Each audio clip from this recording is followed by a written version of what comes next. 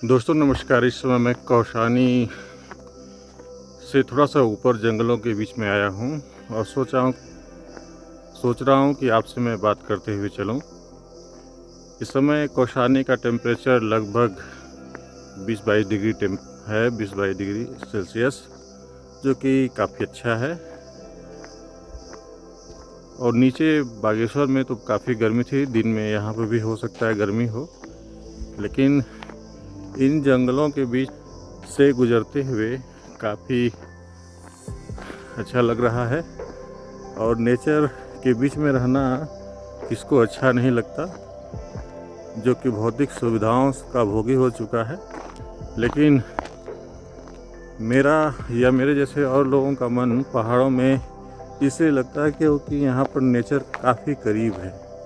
और सामने देखेंगे तो ये घने जंगलों के बीच में, जो कि बाज या चीड़ के साथ साथ देवदार के पेड़ों से भरा हुआ है। ऊपर ये सड़क जाती हुई गांव को, और नीचे सड़क जा करके कौशानी से गरुड़ जाने वाले रास्ते में मिली होगी।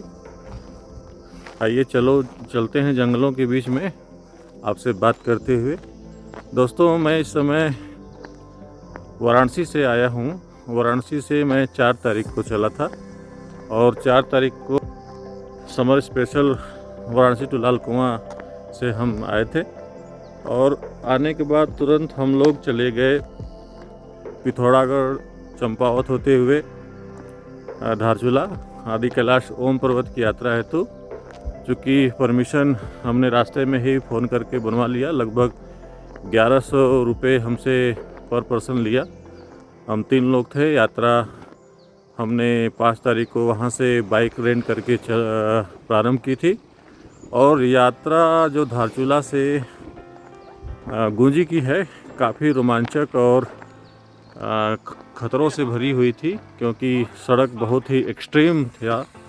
मतलब बहुत ही कठिन सड़क थी, आसमान में ऊंचाइयों को छूती हुई, ऊपर बर्फ़ से लदे ग्लेशियर से पहाड़ से पानी नीचे गिर रहा था और ग्लेशियर दिखाई दे रहे थे। पहाड़ भी काफ़ी ऊंचे थे और उन रास्तों में जो सर्पीले रास्ते थे उस पर चढ़ाते चढ़ाते गाड़ियों का आनंद जो हम लोग महसूस कर रहे थे, आप भी लीजिए।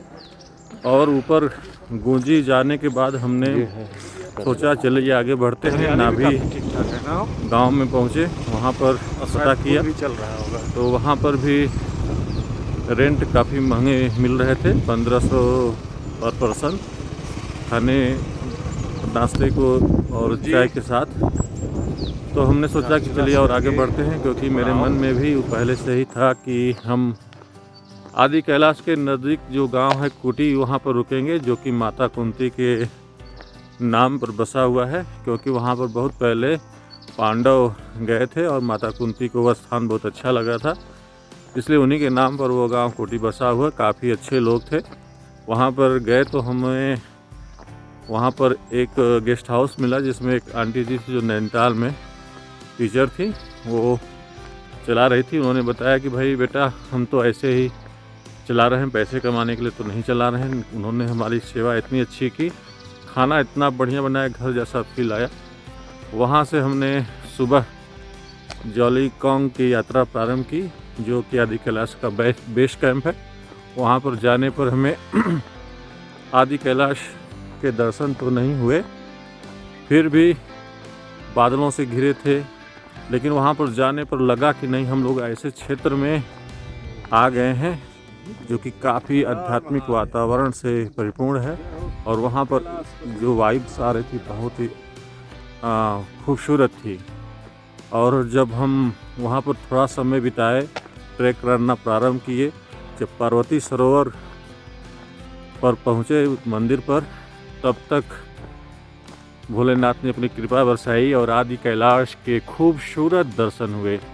और हमने खूब जी भर के दर्शन किए, मस्ती की और भगवान से प्रार्थना की कि भाई मेरे साथ साथ मेरे परिवार और मेरे साथ मेरे मित्रों सभी लोगों को भगवान अपना आशीर्वाद प्रदान करें।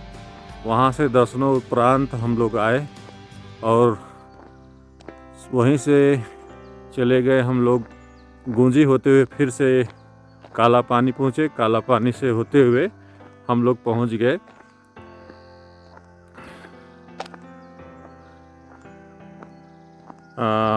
ओम पर्वत की यात्रा पर, और वहाँ पर ओम पर्वत के साक्षात दर्शन हो रहे थे। वहाँ हवाएं इतनी तेज़ थी कि पूरा आवाज़ हम लोगों की हवाएं भी कवर कर ले रही थी।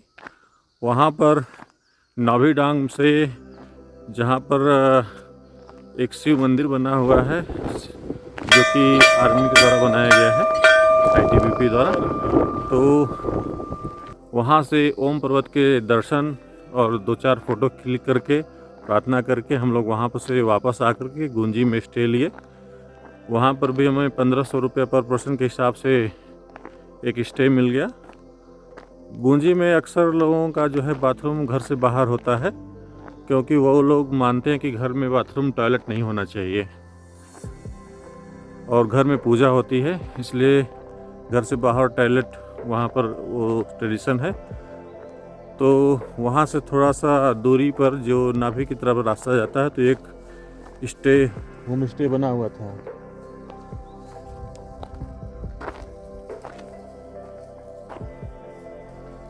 तो होम स्टे बना हुआ था, तो वहाँ पर हम लोग रुके, तो उसमें बाथरूम अटैच था। तो वहाँ से हम लोग फिर एक दिन रुक कर के यात्रा की वापसी किए।